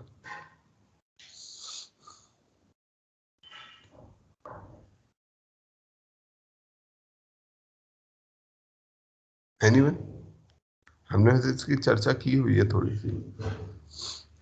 एक्सपोर्ट ऑफ टैक्स ऐसे हो सर हो सकता है। सकता है सर, हाँ जी, हो सकता है कि जैसे कोई सर चीज सर जीरो रेटेड सप्लाई है तो हाँ। जीरो रेटेड सप्लाई का मतलब क्या होता है? इसी चीज को हम जीरो रेटेड सप्लाई भी बोलते हैं। पर अब इसका मतलब क्या होता है, मैं यही जानना चाहता हूँ, पूछ आपसे यही रहा हूँ। इसका मतलब ये होता है कि जैसे अभी मैंने एक उदाहरण दिया कि 100 रुपए का सामान आप उस पर टैक्स कर रहे हैं, यानी 10 रुपए टैक्स लगा रहे हैं। अब मान लीजिए जो 100 रुपए का सामान है, 100 रुपए का, लेट से क्या आपने बनाया, लेट से कुछ सिंपल उदाहरण सोचो। लेट से हम सैंडविचेस का एक्सपोर्ट करते हैं। सैंडविच में एग्रीकल्चर प्रोडक्ट है, इसको छोड़ देते हैं, कोई और सस्ता सामान छोड़ते हैं। लेट से हम एक टॉय बनाते हैं और उसकी 100 रुपए कीमत हमारी पड़ रही है, तो 100 रुपए का हम एक्सपोर्ट कर रहे हैं। अब सरकार को इतनी समझदारी आ गई है कि भाई there should not be any tax on export, तो उसने ये कहा है कि भाई कोई टैक्स नहीं लगेगा, आप जैसा है, जितने का आपका सामान पड़ रहा है उतने का बेचो। But still there is a issue. वो क्या इशू हो सकता है? अब ये जो टॉय बनाया गया, ये टॉय बनाते समय टॉय किससे बना? मान लीजिए लोहे से, प्लास्टिक से बना, प्लास्टिक लगा उसमें, लोहा लगा, या कोई और चीज लगी। अब हमारे देश में प्लास्टिक पर तो टैक्स लागू है। जब इसने टॉय बनाते समय सामान खरीदा, उसने पॉलीमर खरीदा, दाना खरीदा, प्लास्टिक खरीदा, उस प्लास्टिक पर 18% का टैक्स था। अब इसने इस टॉय को बनाने के लिए 50 रुपए का प्लास्टिक खरीदा था, 50 रुपए में 18% टैक्स, यानी कि 9 रुपए इसने टैक्स दिया। ऐसे ही इसने आयरन, इसमें 30 रुपए का आयरन, लोहा का कुछ लगाया है, 30 रुपए का इसने लोहा खरीदा था, अब उस पर भी इसने 18% टैक्स दे दिया, यानी कि 18 का इसका हो गया करीब 35 रुपया। अब ये 59 प्लस 35 तो बन गया 94, 6 रुपया उसने कहा कि मेरा प्रॉफिट, 94 प्लस 6 रुपीज, 100 रुपीज उसकी कॉस्ट हो गई। उसने 100 रुपीज में एक्सपोर्ट करने का फैसला कर लिया। अब ये 100 रुपये का बिक रहा है। अब अगर हम यहाँ देखें तो हमने यहाँ 9 रुपये इससे टैक्स लिया था प्लास्टिक के पर, 5 रुपया इससे टैक्स लिया था, प्लास्टिक खरीदते समय 9 रुपया टैक्स लिया, और लोहा खरीदते समय 5 रुपया टैक्स लिया। तो ये जो 94 रुपए है, मटेरियल तो इसमें 80 रुपए का लगा, 50 प्लस 30, 14 रुपए तो इसमें टैक्स है। तो ये जो 100 रुपया है, 6 रुपए में हमें कोई आपत्ति नहीं होनी चाहिए, भाई वो प्रॉफिट के लिए काम करेगा, जनसेवा के लिए तो काम कर नहीं रहा। तो ये जो 100 रुपया कीमत है, जो उस 100 रुपए में सामान तो केवल 84 रुपए का है। कितने का है सामान? तो केवल, मतलब जो उसकी वैल्यू है वो तो 80 रुपए की है, 6 रुपए उसका प्रॉफिट है, 14 रुपए सरकार का टैक्स है, जो सरकार को टैक्स चाहिए था, उसने वो टैक्स ले लिया। अब ये जो हम 100 रुपए की चीज बेच रहे हैं, इसमें 14 रुपए तो टैक्स भेज रहे हैं, यानी कि we are exporting our taxes. अगर हम ये काम ना करें तो इस वस्तु की, इस खिलौने की कीमत 86 रुपए रह जाएगी और ये ज्यादा कॉम्पिटिटिव हो जाएगा एक्सपोर्ट मार्केट में। जब ये एक्सपोर्ट में वो व्यक्ति, हम सरकार अगर ये 14 रुपए टैक्स ना ले, तो जब वो आदमी अपने सामान को लेके जाएगा तो वहां पे उसका सामान ज्यादा कॉम्पिटिटिव हो जाएगा और ज्यादा संभावना है कि उसका सामान बिकेगा, उसका खिलौना बिकेगा। खिलौना बिकेगा तो देश में फॉरेन करेंसी आएगी, फॉरेन करेंसी आएगी, एम्प्लॉयमेंट आएगा और बहुत सारी चीजें आएंगी। तो ये हो जाता है एक्सपोर्ट ऑफ टैक्सेस। इसको ही हम अपनी भाषा में, that export should be zero rated, इसको हम जीरो रेटेड भी बोलते हैं, जीरो रेटेड टैक्सेस या जीरो रेटेड सप्लाई। ऐसे सप्लाई जिस पर किसी भी तरीके के टैक्स की कोई मार ना हो पीछे से। ये एक एडवांटेज है जीएसटी में, ठीक है। ये केवल जीएसटी में ही हो सकता है सर कि हम इसका एग्जांपल, सर इसका मैं दे एग्जांपल दूंगा यार, प्लीज मिस्टर सैफ आप थोड़ा सा वो रखिए। हाँ, मैं बार बार आपको टोकता रहता हूँ, आपको अच्छा नहीं लगे, आपको थोड़ा कंट्रोल रखना चाहिए।